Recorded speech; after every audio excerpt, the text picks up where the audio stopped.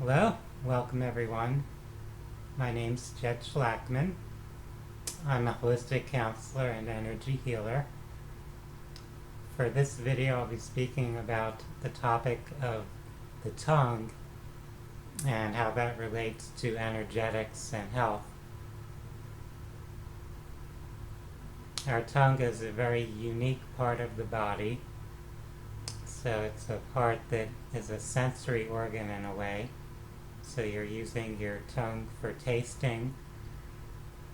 Your sense of taste is very close or connected with your sense of smell. And of course, the tongue is helping guide the saliva through your mouth for digestion. It affects the way we're talking, the way our voice functions, the way sound vibration emanates. And energetically, the tongue is part of a circuit in a sense, or it's a way to direct energy in the body through particular circuits. So in the Oriental healing arts and practices, they often have exercises of positioning your tongue to intentionally direct or redirect the flow of energy through these subtle energy circuits. It's common to be directed to place the tongue on the roof of the mouth, so taking it and putting it back up there, like that. And that changes the flow or current of that subtle energy and can be useful in particular exercises for cultivating or building energy. For myself as a Reiki teacher, Reiki instructor, I provide what are called Reiki attunements. Part of the attunement process involves placing the tongue in that position. It's part of what's called the Wi Yin position, where the Reiki master is holding their breath and holding in the muscles toward the root chakra, along with placing the tongue in that position. So it's running energy through a circuit to help build up energy. And then there's a particular point where there's a big release, an expulsion of energy in a sense.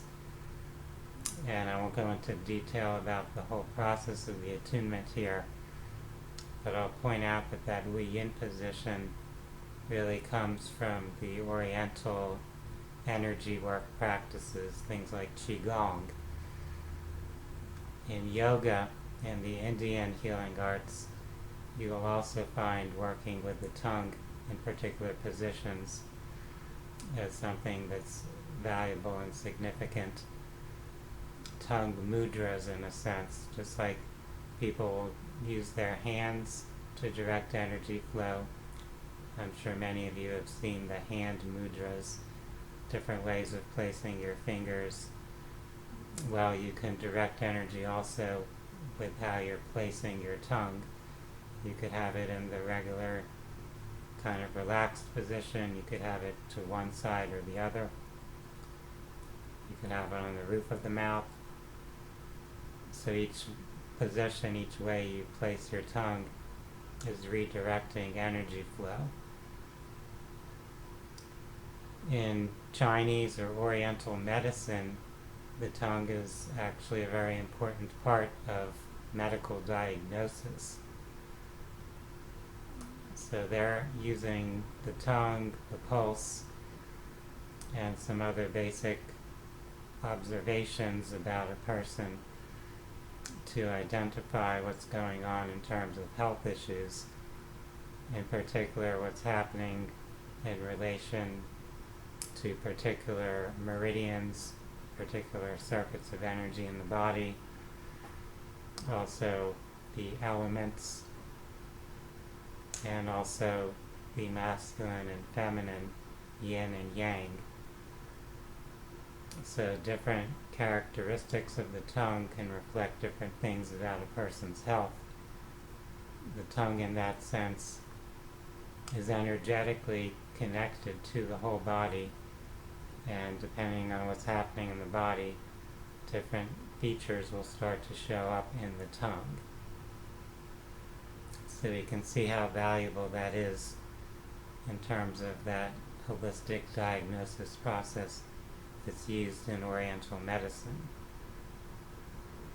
In terms of energy, we can think of our whole body as this somewhat complex energy system.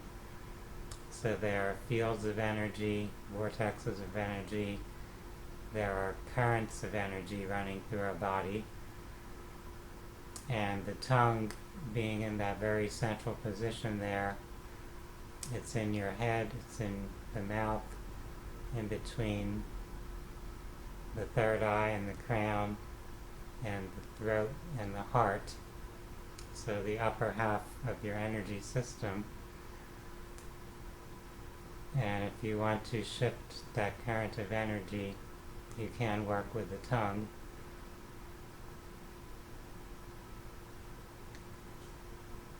One thing to consider is that when we're interacting with another person and we're speaking and using our tongue, there's this energetic communication interface occurring.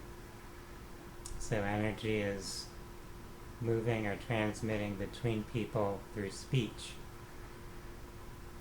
And you would ideally want your speech to be in harmony with your heart and also with your mind.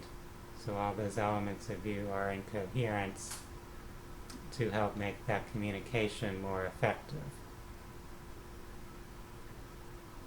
Now we can also relate the tongue to the lower energy centers because it's a circuit. Everything's interconnected. And of course, people are connecting their tongue and mouth often with passion and intimacy and connecting on the sacral level or the sexual level. And that, of course, has to do with energy exchange and energy transfer as well. So when people are kissing in an intimate kind of way, it's common to use tongue connection. And one reason people naturally are kind of inclined or instinctively drawn to do that is because of the energy transfer and flow that's being activated there. So when you're connecting that way, there is this circuit of energy now going between the two people. Energy is flowing, and that's obviously appealing and stimulating. So many people will enjoy doing that. However, when we exchange energy with people in any manner and on any level, we want to be mindful of our intentions and how that energy flow or transfer is affecting each of us who are involved in that activity. So you wouldn't just randomly go up to people and connect energetically, whether it's involving physical touch or contact or not.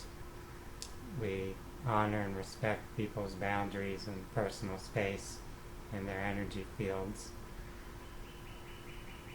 When we don't, there are consequences or repercussions for not respecting energetic boundaries. So that's something I encourage those who are listening to be conscious and mindful about, to be conscious of who you allow very closely or intimately into your energy, because when we're connecting in a very deep way, it's kind of like we're taking on this energy, these frequencies and information from another person, allowing that to integrate in some way into our being. And you want to be conscious and mindful about whether you want to do that or not with any particular person or outside energies. Just as you want to be conscious about how you communicate with people using your tongue and speech, you want to be conscious of tongue interactions on any other level.